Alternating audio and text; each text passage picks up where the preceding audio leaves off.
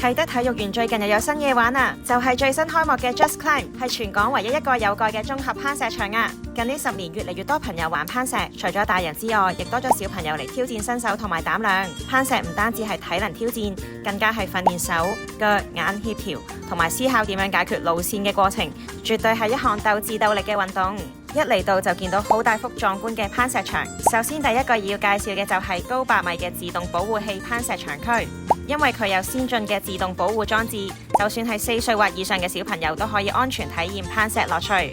跟住就有15米高速度攀登場區，呢個場區完全符合國際標準，而且石頭嘅位置會定期更換，令參加者可以有唔同嘅訓練。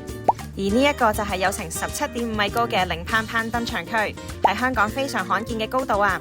令各位唔使日曬雨淋都可以安全挑戰極限。睇咗咁耐，係咪都好想去試玩呢？等小編教你一個安全降落嘅方法啦。當你爬到最高要降落嘅時候，只需要向後輕輕放鬆身體，隨保護器帶你慢慢自動降落，同埋需要配合手腳向前伸出，保護自己唔好撞落牆身就可以噶啦。場館之後仲會陸續開放更多專業設施，無論新手定專業運動員都啱玩，快啲約埋朋友一齊嚟挑戰自己，為生活注入新動力啦！